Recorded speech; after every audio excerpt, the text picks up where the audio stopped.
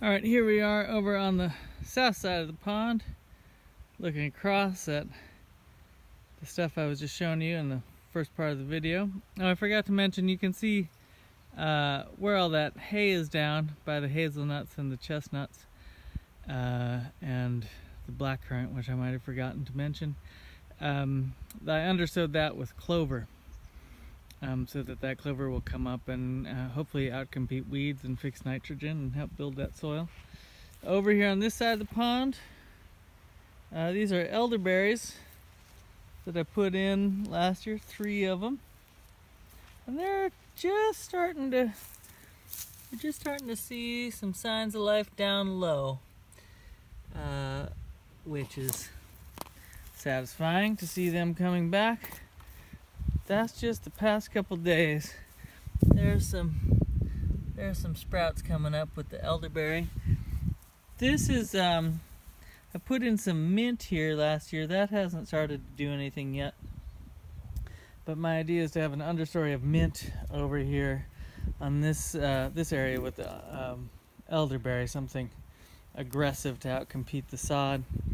This is something called hugelkultur in process, which is a German word. Germans have fancy words for everything. And the idea is you take wood, dead wood, and build up raised beds with the dead wood, and then that will get covered over with a layer of soil and compost, and the wood will act kind of as a sponge, soaking up water and releasing water, so it will make the soil, this hugelkultur bed, really capable of holding on to a lot of water.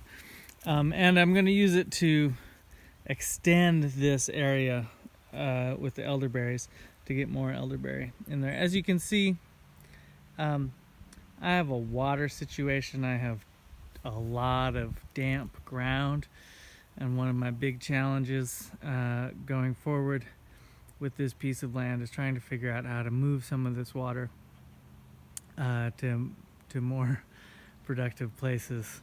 The most productive place probably being that stream down there. I'd like to get more of it there, and I'm gonna hire a backhoe and spend a couple days digging some ditches and trying to direct the water.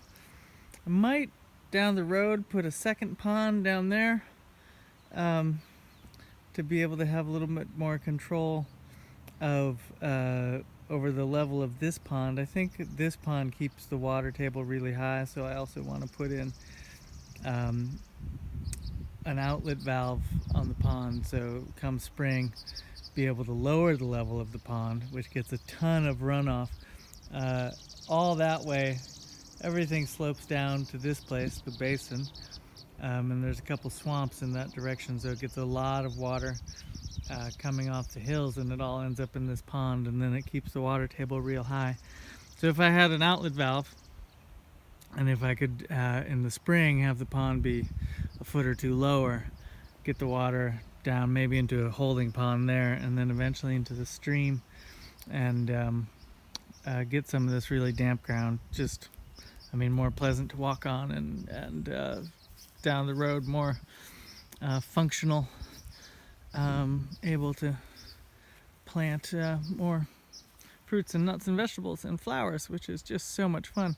So that little building that we're looking right at, that's going to end up being my practice and studio and art making space once things get a little bit further along in the house. There's tree swallows flying around my head. I don't know if they're coming into view.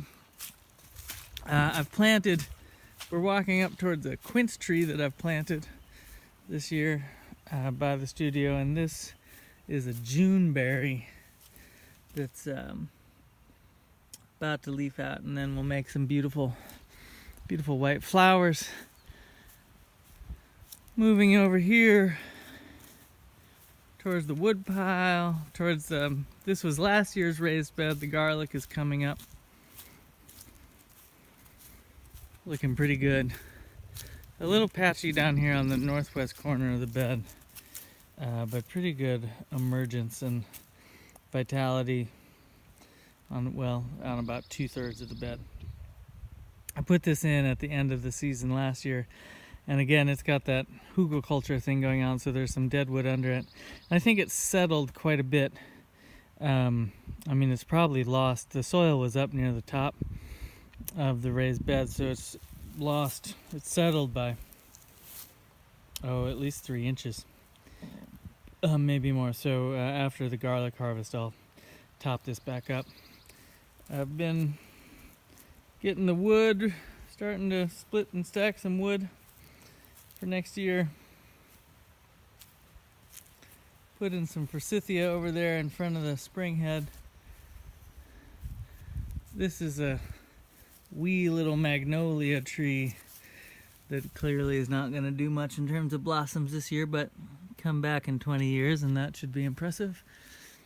And then over here,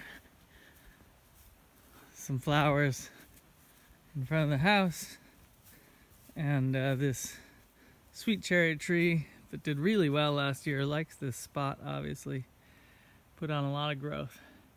It's looking promising, and there's a big old lilac tree. And that's the outside of Basin Farm. Thank you.